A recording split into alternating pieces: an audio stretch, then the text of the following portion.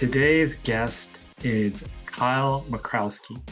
He's the author of Powerful Conversations: How to Talk About What Matters Most in Work and Life.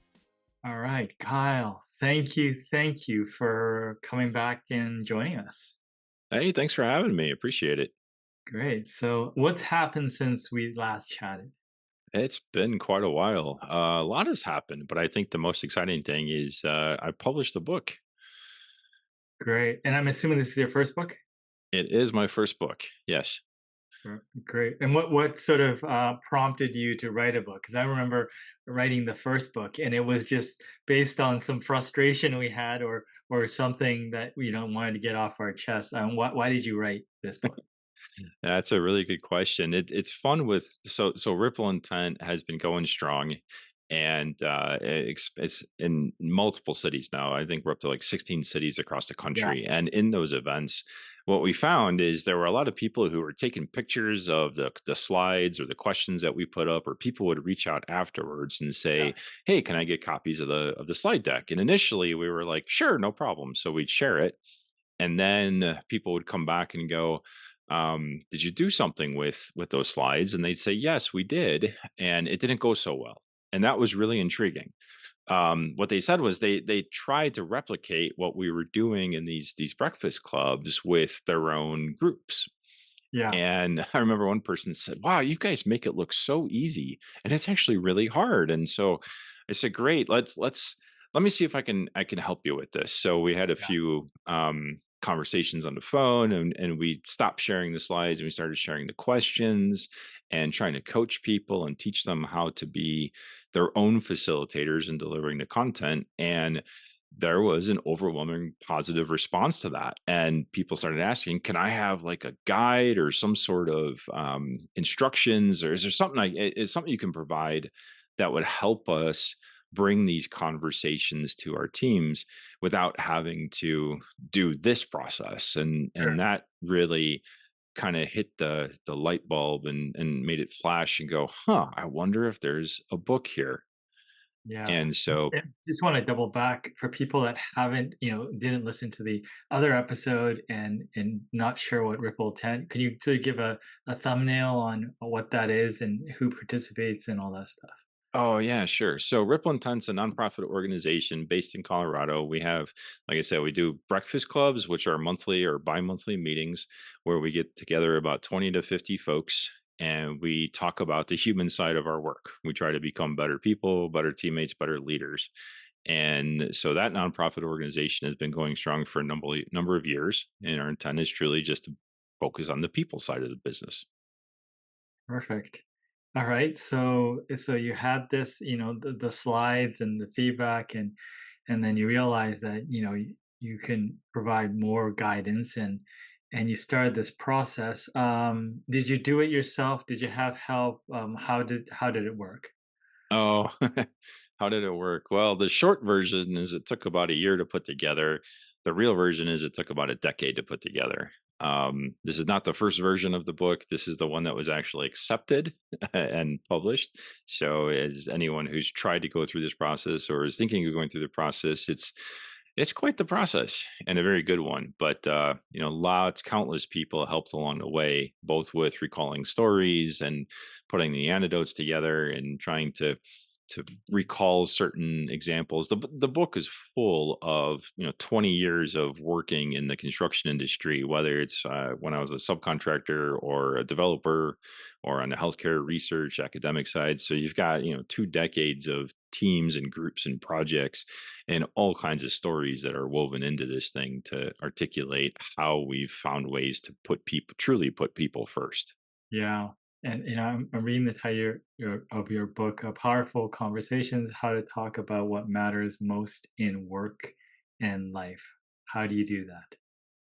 Yeah, well, we could start jumping into the deep end. Tell me about your mother and your upbringing and all that stuff. And most people are like, "Whoa, that's a little weird and awkward." And so, it's powerful because it takes you through topic by topic. It's filled with, over 20 topics of words like trust and authenticity and grace and patience and things like that. And when we say those things, most of us have some sort of initial response to what they mean. So trust is always a good one because I think every project starts off with, if we're going to succeed, we got to trust each other. And everyone kind of nods and we say, okay, let's get to work. And what we really need to do is spend a little time unpacking who's in the room and what are our preconceived notions, what are our beliefs, what are our values when it comes to trust. How do we extend trust? How do we receive trust? How do we judge people with trust? And having that powerful conversation where you walk through slowly. Let's first look at how we see trust. Then let's look at how we approach it, how we give it or receive it. Let's look at how those around us give it and so forth and so on. So it's a much more step by step guide to get to the meat of trust without jumping in the deep end right away. Okay. So you break it up into sections and you kind of try to figure out what the underlying premises or the points of view of people are as a starting position. Yeah. Yeah. That's the first part. We got to understand where we're coming from. So when we say any of those words, it's where are we starting? Great. And I guess, in call it as a facilitator or as the your nonprofit, um, these aha moments happen, I guess, when people start talking about it and realizing that people view this differently. And maybe this is the foundation of maybe where some of this um, communication gap or misunderstanding occurs. Absolutely. I remember there was one, we had a conversation around purpose. And that's one of the chapters in the book. And when you talk about purpose, that's a pretty deep and pretty broad topic. And through the course of the conversation, we were just asking some very high level questions. Where do you find purpose in your work? Where do you find purpose outside of work, and so forth and so on? And one gentleman said after a little while, he said, even though my son is now in high school, I think I'm going to try to go back and coach middle school basketball. I haven't done it for a few years, and this whole conversation has reminded me how powerful it was in my life. And I think I'm going to go back and do that. And it was just like, oh man, you could feel your heart melt a little bit in that moment. It was just like, this is so cool. Yeah, that's awesome. Well, I mean, for you, I mean, you wrote this book. What was the purpose? Oh, well, really, it was. Um, I felt that there was a lot of the human side of our work, not just in construction, but in all of our work that has often gets overlooked. We put results and productivity and production, all those things usually rise up to the top as easy measures, and they're important. And I've been told quite often throughout my life that you do see things differently. You do look at the people side of the world, and it's really it's helped so many folks be more satisfied or be more successful in how and of course for a long time I just kind of looked around and saw other people and like, why don't you see it and why don't you do it this way? And it wasn't for lack of trying by any means. It was truly this ask of, can you help us understand how to do this? I get it in theory. I get that we should put people first. I get it's important, but I don't understand how to actually do that. We see a lot of people try it, we'll have some happy hours or we'll go out to a ball game together and it's like those are components, but it's not actually a way of being. It's not a way of actually working day in and day out. And so similar to how people were asking for some of the questions from our Rippleton events, people were asking, can you help me understand or help me show me ways to apply or put into practice people first without making it extra work?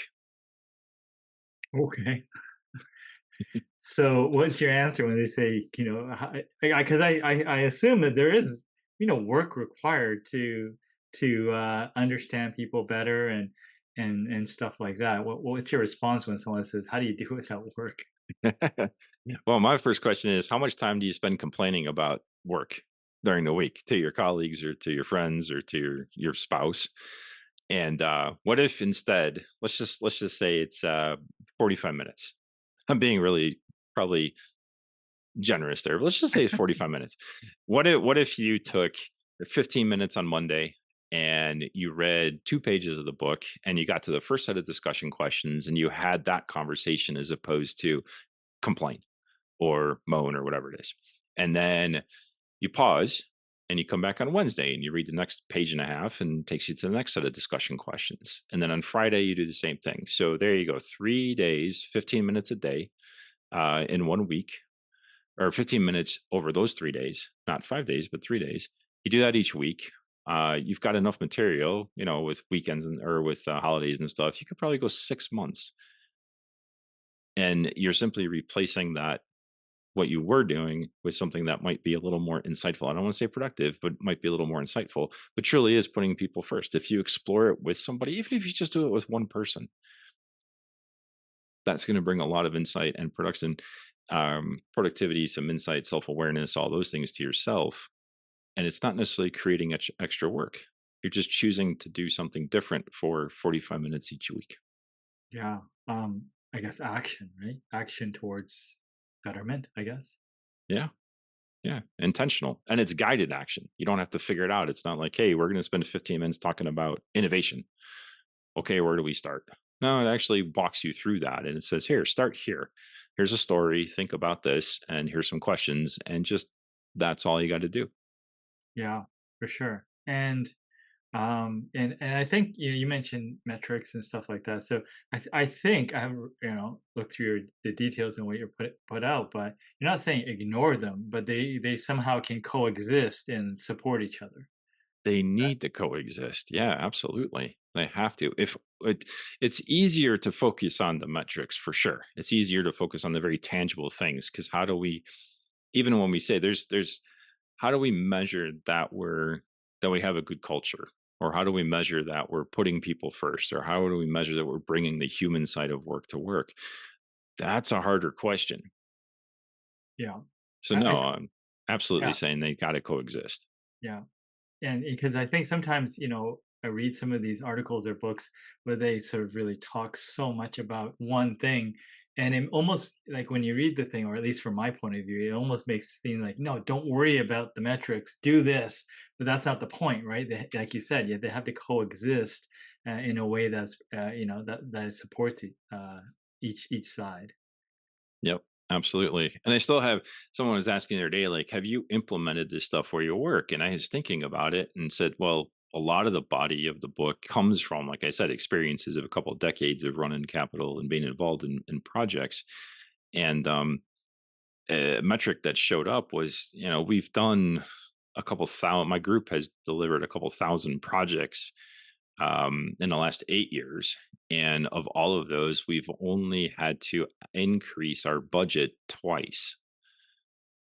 Now, somebody would say, well, that must mean that you pad your budgets. And I said, okay, well, let's look at one more metric. One more metric was our average return. So we finish the project, we close it out. Our average return is about 2%. So think about that from a capital portfolio perspective. By implementing this stuff, you actually get a tremendous amount of certainty in your project delivery process. Mm, that's great. I mean, I think there's a connection, right? There is. It's a difficult one to specifically articulate and say if, like you said, if you do this one thing or these two things, these are the results you will get. More holistically, when you put this type of process into place where you intentionally put people first, the results, I wouldn't say speak for themselves, but they certainly follow. Yeah. I mean, what sort of maybe, you can't put exact dollar amounts on it, but what phases of transformation occurs? Like, I'm just trying to visualize. Like in the beginning, you Mm, start talking about it. Maybe people are a little bit skeptical, and then, what sort of characteristics kind of, as you kind of go through that sort of, I don't know, is it alignment or whatnot? How have you seen that? Just try to for people can visualize progress because sometimes it's hard, right? In terms sure. of that, because they so the numbers come way later, right? So how do you sort of characterize the different phases of transformation to go into like a people first sort of organization? And two stories come to mind. We had a very large project that we went through the design process for a good year. Very complicated, lots of authorities having a review, complicated permitting process, and finally got to the point where we were able to start construction. And when we did, just like in almost every project in the world, when you are in design, the design team runs the meetings. When you're in construction, the construction team runs the meetings. Well, we had our first construction meeting, and the construction team ran the meeting. And at the end of the meeting, someone spoke up and said, "This meeting didn't go so well." And everyone was kind of apprehensive for a minute. And he said, "Actually, um, remember how when we were in design that this gentleman was running the meetings?" And they all said, "Yeah." And they said, "Wasn't that a lot better?" And they all kind of paused, and some of them started nervously saying, "Yeah." And a few people said, "Yeah, absolutely." He goes, "Okay, so you're on the architect side. I understand that. You work for the architect, but would you mind running the meetings for the project for during construction? Because you're really good at it." And the person from the construction side who was tasked with running the meeting, huge sigh of relief and said, "Thank you. This is the part of my job that I actually can't stand. So I'm more than happy to give this up." Yeah, being able to express points of view without, without sort of that friction, I guess. Yeah, And let the people, the best person in the room, do the job that's needed, not because of their role, title, position, but because of who they are. yeah, and I guess there's a level of trust that has to be established for that to happen. Absolutely. Yeah. When you start putting the people first. So the other story that comes to mind is when you get into a discussion and a mechanical engineer and a mechanical contractor who we were in construction, and one of our facilities team members said, "Do this." And of course, the mechanical and the question came, "Will it work?" And the contractor said, "I'm not sure. Let's try it." And of course, you'll never hear those words from an engineer. "I don't know. Let's try it." I don't think is in the engineering vocabulary. So instead of what could have become a very personal conflict of, "Oh, sure, the mechanical contractor is a wild gunman. They're just winging it. They're going to charge and da da da da da. They're not thinking this through." And then, of course, the mechanical contractor thinking the engineer, "You're slow, you're sluggish, you're overthinking this." They were able to express those two things to each other and say, "Hey, I know you, and this is probably what's going through your mind." And they were able to say that to each other and go, "All right, now that we got that on the table, we're not being jerks to each other. We're actually responding in the ways that we know that we're naturally going to respond. Now we got them on the table. Let's figure out which is right and what's Mm. the path that's appropriate for all of us." Yeah, So it not takes the who's right, drama. but what's the problem solving. Exactly. It took the drama out of the situation. It didn't make it go away. They were still able to say, "Look, inside of me, this stuff, all these thoughts and feelings still happened." But they were able to talk about it and go, "Oh, that makes total sense. Now what do we do?" Yeah, for sure. And you mentioned trust as one of the questions. It just comes back. When you go around the room initially to try to figure out how people view it and stuff like that, what sort of things have you heard in and around that? What's your definition? Well, I think there's two. It's very interesting. It when we ask, how, well, not so much what is trust, but how do you see it in behavior? How do people behave in a way that they're able to earn or gain your trust? That's a fun conversation. Nobody says wild things. A lot of people say the same things. A lot of people say, you're responsible, you get things done, you follow through, you're trustworthy in a way that you're honest, you don't have hidden agendas. A lot of those lists are very similar. Where the differentiation starts taking place is when you say, do you naturally trust people at first, or do you make them earn it? And do you tell people which one you are? Ah, so it's not personal. It's just because you someone has a very strict, verify and then trust that the person doesn't feel like they're viewed as incapable.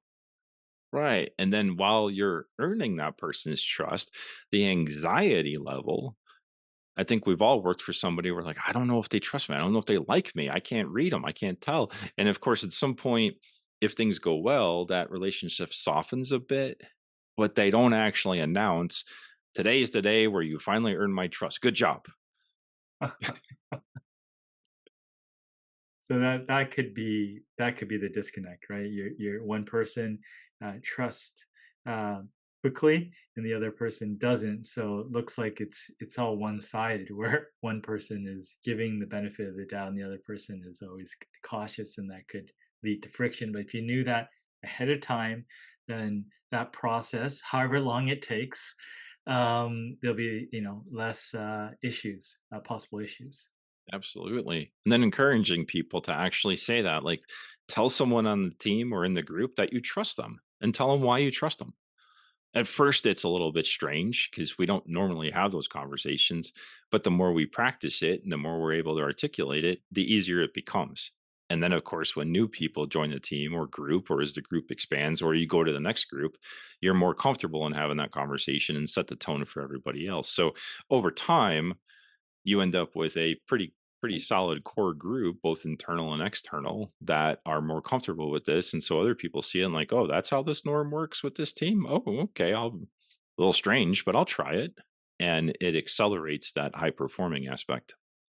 Yeah. I mean, I think, these questions sound like they, um, you know, bring out the curiosity because I mean, I think, there's certain things that make it seem like, great teams have XYZ, but every team is a little different because it's filled with people with different views. So it's almost kind of like you said, it's sort of that base understanding of everyone and how they view things and stuff like that is required for every situation. Absolutely. How many times have we go through the entire interview process and figure out all the unique and cool and special things that make some person that person, and we offer them the job, and then they come on board, and the first thing we do is say, hey, all those unique and special and awesome things about you, we're going to put those aside, and for the next 90 days we're going to assimilate you through our onboarding process. Yeah. What if, from a people first standpoint, what if we took the approach of what does this existing team need to change to incorporate and take advantage of all the cool and awesome things that the new person brings to the table? Interesting. Interesting. Yeah.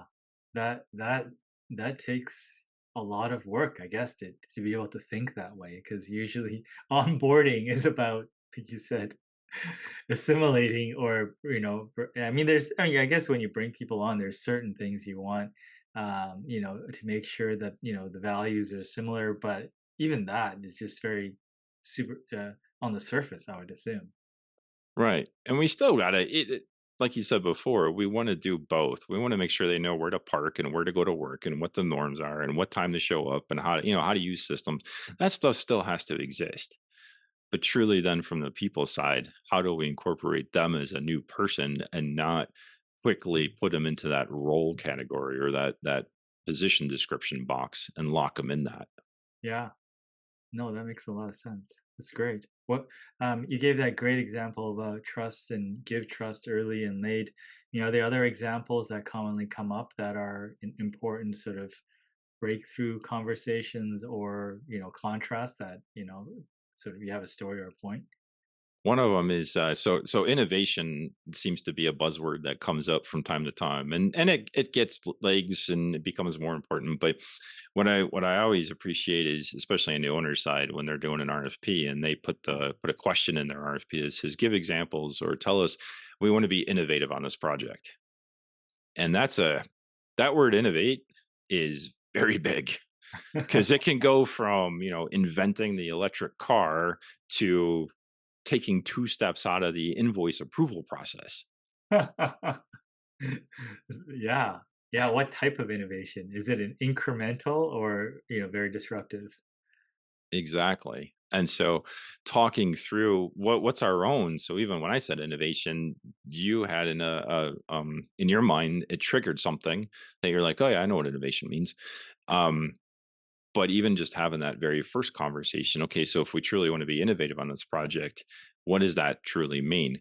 when you look at schools, when you look at healthcare, when you look at different types of projects, innovation often means some minor incremental improvement. Very few are going to be willing to take the amount of risk that some of us think the word innovation means. And some of us get really excited when we say, "Oh, this client wants to go super far and way out of bounds and do all kinds of really cool stuff." And then they found out real quick that's not really what they, and then they, again, that friction starts showing up Yeah, where we start making judgments about each other. And so when we try to seek to clarify, when you say, do you want to be innovative on this project, or you want to see what innovations our firm or our company have brought to other projects, can you help us understand what you mean by innovation and what yeah, your organization feels innovation truly is? sure. Yeah, I like that question about what other things, right, in the past, because I'm sure that they can give examples, or maybe they have an example outside the organization they've looked to as sort of benchmark. So that's a very good one. I like that. So when you're writing this book, I remember my co-author going through this process. I learned a ton, right? Because I always came in with certain assumptions, and then the process of writing it out very specifically, or just thinking it through. A lot of things have evolved. What has evolved through this process of completing this book? Oh, my ability to write well. I would start there. No, I had a great team between editor, copy editor, production, and so forth, and my editor was fantastic. I learned um, so much about writing, first of all, but then more importantly, as we were putting together the content, it required me to reconnect with some folks and revisit some stories from over the years, to clarify some examples and my own takeaways, to see if my own takeaways were actually their takeaways. And so a lot of those conversations were super fun. Um, and the applications, so I mentioned that people were seeking to try to replicate some of these conversations in their own organizations. Going back to those folks and finding out, how did it go, how is it going, are you still trying to do it, what value do you get out of these conversations, all those things. The research side was absolutely fascinating, but I will say the most important thing I think I learned was I actually have a little bit of creativity in me. And for all of my life, I thought I was the lean, the process, the procedure, the policy. I thought that was it. And I had more than one person. Well, they one person almost physically shook me and said, "You're not listening. You're not listening." The creativity piece, and so that was probably once I finally gave a little attention to that. Learning about the creative process and all the elements that come with it was just absolutely fascinating. And still, I've just scraped the surface. Yeah, no, it's great. So, what were the things that you were doing that you did not know, or other people saw as creative, and you've come to the realization that what were those examples? The storytelling was the biggest thing that kept coming up, saying that you're actually very good at making connections between topics, between questions, between people in the room, and making or bringing those story examples to light. And I never gave much thought to that. I just thought it was a good way to help people learn. And people were like, "No, that's a skill. How have you developed it?" And I'm like, "I guess through practice, um, and a lot of failure." But that was really one. Once that, so I mentioned the journey for the book. It took about a year, but it really took about a decade. And part of the reason it took a decade is because it took me 9 years, I think, to get to the point of being able to write from a story perspective. And that's the one that actually resonated. And so I never would have thought that this would have been the product that got turned out. But that amount of reinforcement of, hey, you're actually really good at telling stories. So you should do that more. That No, was that's insightful. No, very cool. I love it. Yeah, I mean, is there anything that else you want to share that I didn't ask you and you want to cover? No, it's not. If anybody's interested in picking it up and reading it, I certainly would not recommend reading it straight through. You could read it that way. That's absolutely fine. But it is organized in a way where there's an introduction in the front and there's a summary at the back. But the topics, which is the meat of the content of the book, I would highly encourage that you look at the table of contents, look at all those chapters, and start with the one that resonates with you the most. So, we've talked a lot about trust. If you're like, huh, what's this guy have to say about trust? Go to the trust chapter and read that. If there's another topic that jumps out at you, you can start there. So it's not necessary that you read it cover to cover. You find the ones that resonate with you and catch your interest and read those. Very cool. I'll definitely have to check it out. Well, Kyle, thank you. Again, great effort to put this out. You've obviously spent a lot of time honing this skill and based on need creating this. So awesome. And for anyone that's listening, definitely go check out Kyle's stuff. You've been doing this a while, and I'm excited for it. Appreciate it, guys. Thanks for having me back. It's always fun talking with you.